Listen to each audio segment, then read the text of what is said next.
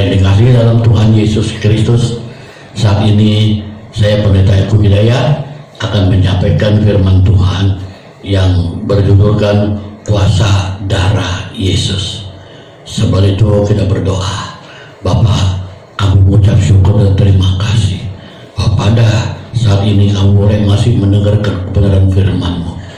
Tuhan Yesus, pakai hamba-Mu, roh, jiwa, tubuh, pikiran, hatiku, dan seluruh indera jasmani hamba-Mu, biar yang keluar dari lidah bibir hamba-Mu adalah urapan Roh-Mu yang kudus. Yesus, ambil alih acara ini, lindungi hamba-Mu, pagari dan bentengi. Terima kasih Bapa, di dalam nama Tuhan Yesus hamba sudah berdoa. Haleluya, amin. Puji Tuhan. Saudaraku, saudara, kita tahu kuasa darah Yesus. Setiap kali dalam perjamuan kudus, kita hamba-hamba Tuhan akan berbicara mengenai roti, tubuh dan darah Kristus. Saudara, akulah roti hidup. Tuhan bilang, akulah roti hidup yang telah turun dari surga. Jikalau seorang makan dari roti ini, ia akan hidup selama-lamanya. Sebab roti yang kuberikan itu ialah dagingku yang aku berikan untuk hidup dunia. Barang siapa makan tubuhku dan minum darahku, ia mempunyai hidup yang kekal, dan aku akan bangkitkan pada akhir zaman. Sebab tubuhku adalah benar-benar makanan, dan darahku adalah benar-benar minuman. Barang siapa makan tubuhku dan minum darahku, ia tinggal di dalam aku dan aku di dalam dia. Saudara, ini Yesus umpamakan dirinya roti. Ya, akulah roti hidup yang telah turun dari surga. Ya, jadi di sini roti itu melambangkan satu tubuh Kristus. Anggur itu melambangkan darah Yesus. Saudara, ada yang mengatakan bahwa itu lambang. Saudara, lambang itu adalah sah. Sah. Kenapa? Karena lambang negara kita adalah Pancasila. Burung Garuda nggak boleh diganti dengan burung lain. Ya saudara, bendera kita juga, lambang bendera kita merah putih, nggak bisa diganti putih merah. Sah. Itulah. Maka di sini kalau kita lihat, saudaraku, Yesus mengatakan pada kita, tubuhnya adalah roti. Tubuhnya adalah roti yang turun dari surga. Nah, jadi roti ini memiliki sifat kekekalan hidup. Makanya setiap kali waktu perjamuan kudus, kita makan roti itu betul-betul. Jadi roti itu menandakan kekekalan hidup. Karena hidup kita secara seluruh umat Kristen, yaitu secara rohani. Nah, dengan memakan tubuhnya di dunia ini, dengan minum darahnya yang kudus, kita akan menjadi satu dengan dia. Saudara, coba Anda pikirkan, sudah berapa lama Anda jadi orang Kristen? Setiap bulan, minggu pertama ya, kita adakan perjamuan kudus. Sudah berapa lama? 40 tahun ada? 30 tahun atau 20 tahun? Saudara bayangkan coba, satu bulan kita biasanya 4 kali aja. Kita nggak bilang 5 minggu, 4 minggu. Satu bulan 4 minggu, coba 4 kali setahun, udah berapa? 48 tubuh Kristus yang kecil-kecil. Sekarang kalau Anda udah 10 tahun, ya 480. Kalau Anda 20 tahun dikalikan terus. Jadi tubuh Kristus kenyataan sudah menjadi satu dengan Anda. Saudara, itu yang melambangkan roti itu adalah benar-benar tubuh Kristus. Dan anggur itu darah Kristus. Sebab dulu ada seorang, dia belum bertobat. Istrinya sudah, dan anak-anaknya ikut ke gereja. Anaknya sekolah minggu, istrinya ikut kebaktian. Satu hari karena mau kondangan, suaminya ngikut kebaktian. Pas itu minggu pertama, saudara, ada perjamuan. Biasa kalau perjamuan suka dikasih anggur ya, yang masih ada tutupnya itu di plastik kecil. gelas kecil gitu ya. Terus yang roti itu adalah tubuh Kristus. Nah, dia nggak makan, dia taruh karena ditaruh di dalam plastik ya, tubuh dan darah itu di plastikin, dikasih supaya cepat ya. Dia taruh di tas, dia taruh terus ya kondangan. Udah malam dia ingat, iya tadi ada perjamuan kudus. Dia mau keluarin, dia mau buang. Begitu dia lihat, saudara tahu tubuhnya jadi daging, itu darah, itu anggur jadi darah. Dia kagetnya setengah mati. Dia bilang istrinya, waduh kok ini jadi begini, benar-benar darah, benar-benar daging ini. Maka Tuhan bilang, barang siapa makan tubuhku dan minum darahku, ia mempunyai hidup yang kekal, aku akan bangkitkan dia pada akhir zaman. Sudah berapa banyak Anda makan tubuh dan darah, minum darah Yesus, sudah jadi satu. Jadi tubuh Anda bukan Anda lagi, darahnya bukan darah Anda lagi, darahnya sudah diganti dengan darah Yesus.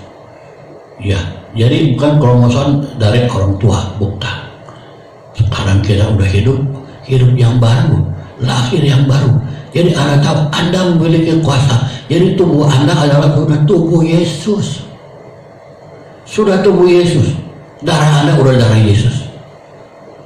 Jadi tidak ada satupun yang bisa melawan sama Anda, walaupun kuasa iblis, kuasa dunia bagaimanapun juga tidak bisa lagi. Jadi Anda sudah bersatu dengan Yesus dan Anda sudah dicipta baru, ciptaan baru di dalam Yesus Kristus. Nah, tubuh kita udah jadi bait Allah.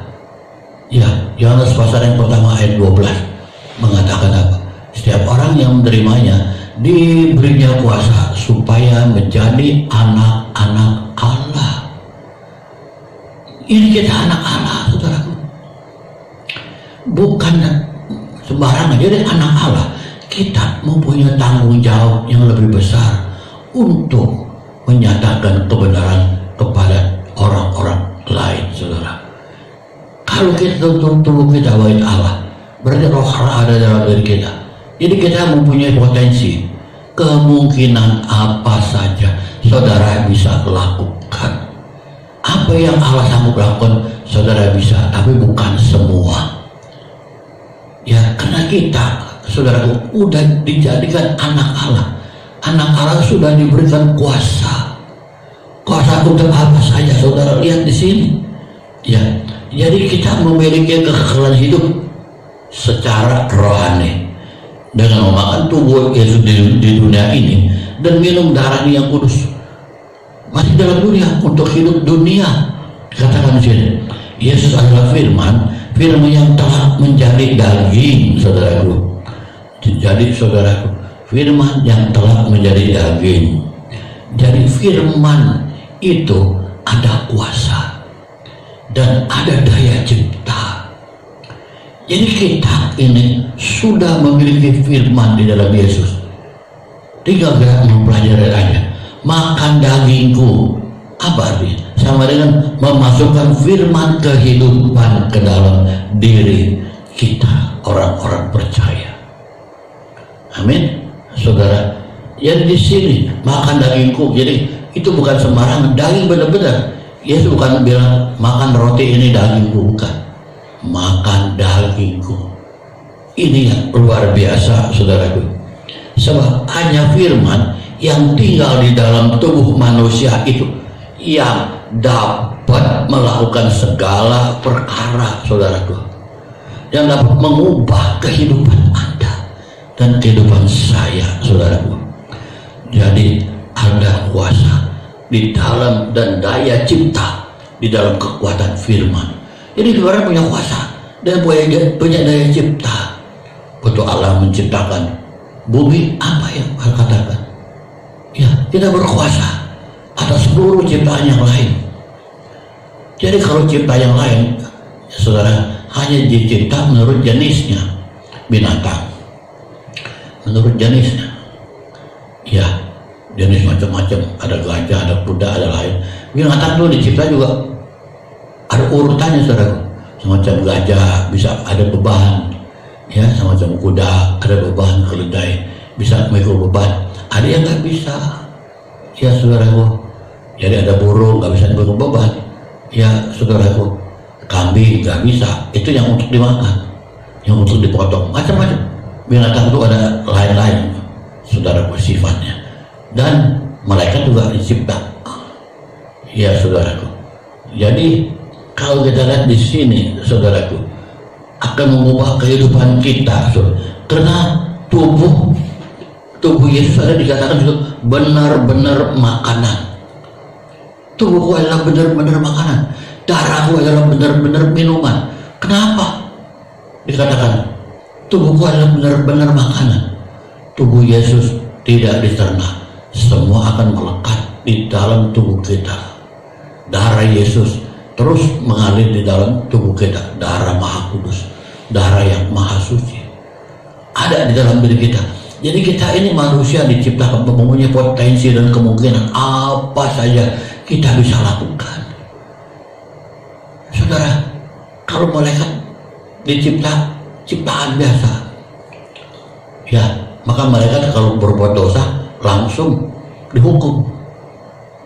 Tapi kalau manusia berbuat dosa, Tuhan bilang apa? 70 kali 7 pengampunannya. Kenapa? Karena manusia dicipta dari debu dan tanah, jadi daging. Tapi begitu kedua dimasukkan roh Allah, dimasukkan roh Allah, jadi kita jadi makhluk yang hidup.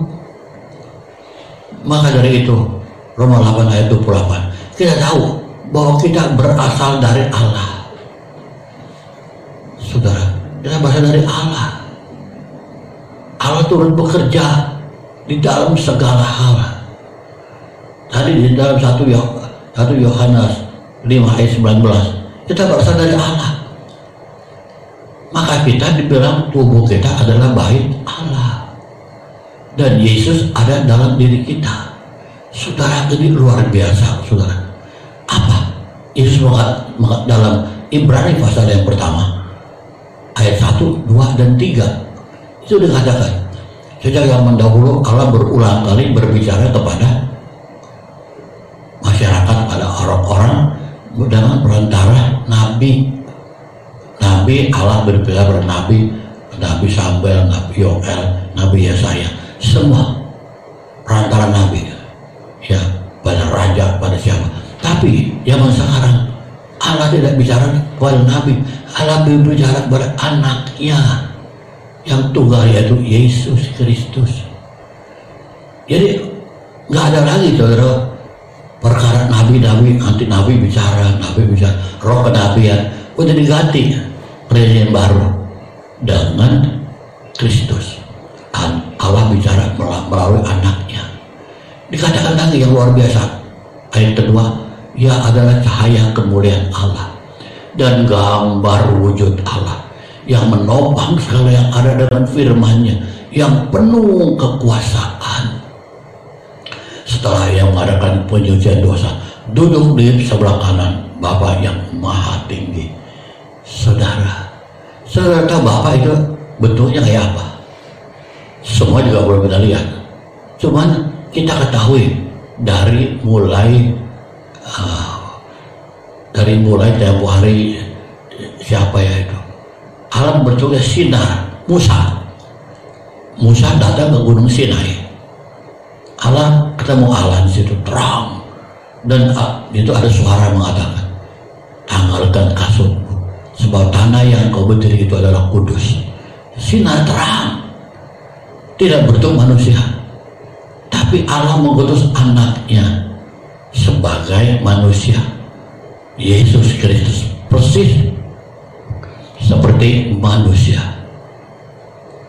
Mau ada makan, tidur, dan sebagainya, semua seperti manusia. Nah ini, saudara, mungkin ada orang bertanya kepada Anda, buktikan bahwa Yesus itu anak Allah. Allah nggak beranak, dan Allah tidak diperanakkan. Ya, kalau ada Allah anak, ada Allah Bapa, ada Allah Ibu, ada Allah kakek. Itu prinsip manusia. Kita jangan bingung Jangan bingung saudara. Kalau ada orang yang bertanya demikian, jangan kita bilang, wah pertanyaannya nggak benar. Alkitab udah jelaskan begitu, jangan. Dia nggak mau, dia nggak kenal Alkitab kita. Kalau dia bilang buktikan bahwa Yesus itu anak Allah, bisa saya kasih tahu Anda. Itu orang bertanya kepada saya, Pak Eko buktikan bahwa Yesus itu adalah anak Allah. Buktinya kan anaknya Yusuf sama Maria, kenapa dia orang anak Allah? Nah, saya bilang bisa Pak, saya buktikan. Saya tanya, Pak, Bapak punya anak? Dia bilang punya. Berapa? 3. Saya tertawa. Saya tahu, Pak, Bapak kan laki-laki, mana bisa punya anak? Saya tanya gitu, dia kaget juga. Dia bilang istri saya yang beranak. Ya kalau istri Bapak yang beranak, itu anak istrimu dong, bukan anak kamu. Kan istri yang beranak keluar dari dia, ya anak dia dong. Tunggu, karena benih saya masuk dalam kandungan istri, maka itu jadi anak saya. Kalau Bapak bicara tentang benih Bapak masuk dalam kandungan istri, itu yang keluar adalah anak Allah, gennya gen Bapak. Bisa dibuktikan di laboratorium sekarang bahwa itu anak siapa. Betul, karena benih Bapak masuk kandungan istri, jadi itu anak Bapak. Sekarang saya tanya, Maria waktu ditanya oleh malaikat Gabriel, dikatakan kau akan melahirkan seorang anak yang maha kudus dari Allah, Yesus namanya. Maria kebingungan, aku belum bersuami, mana mungkin aku mau punya anak. Ya saudara, orang dulu nggak ada suami punya anak, dirajam mati.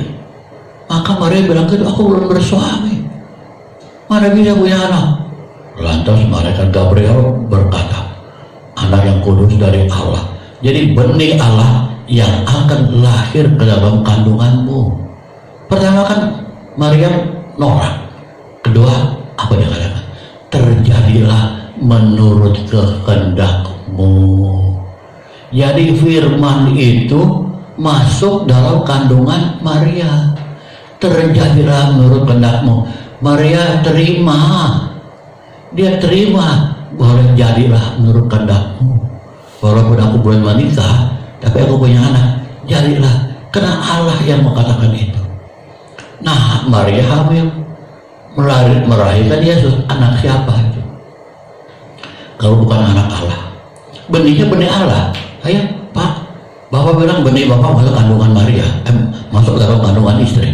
Sekarang benih firman masuk ke dalam kandungan Maria, maka dia adalah anak Allah, firman yang menjadi manusia. Maka itu Yesus mengatakan, akulah roti hidup yang telah turun dari surga. Barang siapa makan dagingku dan minum darahku, ia mempunyai hidup yang kekal, dan aku akan bangkitkan dia pada akhir zaman. Ini yang sulit dimengerti oleh setiap manusia, sebab Alkitab ini hanya bisa dimengerti secara rohani oleh kita anak-anak Allah. Jadi saudaraku, maka dikatakan kalau engkau makan tubuhku dan minum darahku, engkau mempunyai hidup yang kekal. Di mana hidup kekal? Di surga. Zaman sekarang manusia, saudaraku, pada takut gak ada kerjaan, takut gak punya penghasilan, takut gak punya rumah, takut gak punya macam-macam, gak punya anak, takut gak punya kendaraan. Tapi mereka gak takut kalau mereka gak ke surga. Yang mereka takutin apa sih? Allah tidak memberikan roh ketakutan, roh yang bangkit dengan kekuatan, kasih, dan ketertiban. Saudara, darah manusia adalah darah biasa di sini. Maka darah yang itu Bapak mengatakan dia punya anak, dia nggak percaya Allah itu bisa jadi manusia, firman jadi manusia. Darahnya beda, saudaraku. Ya, jadi kita sekarang yang udah lama menerima Yesus, udah makan tubuh dan darah Yesus, kita udah menjelma. Maka 1 Timotius 6 itu ayat 11 apa mengatakan, hei engkau manusia Allah. Kita manusia yang dalamnya Allah, mempunyai prinsip Allah, punya kehidupan yang dari Allah sendiri. Jadi saudaraku, setiap manusia mewariskan golongan darah yang berbeda, ya kan? Ada A, AB, ada O, ada A, macam-macam. Tapi darah Kristus tidak memiliki golongan darah, tidak memiliki golongan darah manusia. Sebab benih yang dikandung Maria berasal dari firman Allah yang menjadi manusia. Ya, beda ya. Ini luar biasa. Jadi saudara bisa membuktikan siapa ayah dari anak itu melalui apa? Melalui genetikanya. Tapi Yesus mempunyai sesuatu yang lain. Dia tidak mempunyai ayah ya di dunia ini. Ya, darahnya tidak dapat digabungkan dengan gen manusia. Ya, dia juga enggak turunnya darah manusia, darah daripada ibunya enggak. Darahnya adalah darah Yesus, darah yang Maha Kudus. Nah, saudaraku, jadi di sini kehebatan tidak ada di dunia ini. Ya, Yesus lahir tanpa adanya pernikahan, tidak ada hubungan suami istri. Ya, jadi seorang perawan Maria menerima mujizat dari Allah, itu mujizat hebat ya. Karena itu Yesus tidak mempunyai golongan darah dari Yusuf, bukan. Dia bukan anak Yusuf, maupun golongan darah nenek moyang dari siapanya. Yesus adalah anak tunggal Bapa. Ini yang luar biasa, saudara. Jadi kalau manusia dicipta dari tanah, saudaraku, yang difirmankan menjadi manusia. Tapi Yesus bukan tanah yang difirmankan jadi manusia, firman yang menjadi manusia, ya, yang penuh kasih karunia dan kebenaran. Luar biasa, saudara. Di sini kita lihat mengenai golongan darah Maria. Kita tahu bahwa seorang perempuan dapat melahirkan anak yang golongan darahnya berbeda dengan seorang anak yang akan dilahirkan itu. Semua berbeda-beda, saudaraku. Darah Yesus adalah darahnya sendiri, dan inilah rahasia kuasa dari Bapa kita di surga yang tidak bisa dipahami oleh manusia. Apa perbedaan darah Adam dan darah Yesus? Beda, saudaraku.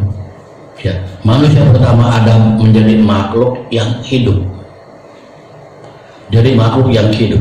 Tetapi Adam yang terakhir menjadi makhluk, jadi roh yang menghidupkan. Beda, saudara. Makhluk hidup dan makhluk yang menghidupkan. Jadi Adam adalah manusia pertama yang dicipta, dan darahnya juga darah ciptaan.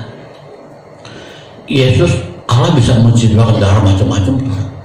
Sungai Nil dari zaman dulu aja lama bisa jadi darah. Saudara bayangkan, darah kuda sama darah kambing itu beda. Ya, saudara, darah gajah sama darah sapi beda. Semua darah nggak ada yang sama menurut jenisnya sendiri. Kalau gajah ya gajah, kambing ya kambing, ayam ya ayam, darah ayam, anjing ya anjing, kucing ya kucing, nggak bisa, saudaraku. Jadi karena Adam bukan benih dari Allah, saudaraku, Adam adalah gumpalan tanah yang diambil dari bumi. Jadi bahan bakunya dari tanah. Kalau Yesus bukan, bahan baku bukan dari tanah. Allah berfirman, maka tanah itu menjadi manusia, Adam pertama. Jadi darahnya tidak mengandung kuasa. Darah manusia nggak mengandung kuasa, tapi darah Yesus mengandung kuasa. Ya, kuasa bisa membuat apa saja. Dia bisa menebus kita, bisa memberikan kepada kita kekekalan hidup bersama dengan Bapa di surga. Jadi kuasa dari Yesus adalah darah yang tiap bulan perjamuan kudus yang kita makan dan minum. Amin. Mari kita berdoa. Bapa, kami ucap syukur dan terima kasih. Kalau kami terus bisa makan tubuh Yesus dan minum darah Yesus, biarlah kami mempunyai kekekalan hidup di surga untuk selama-lamanya. Terima kasih Bapa. Dalam nama Yesus kami ucap syukur. Haleluya. Amin.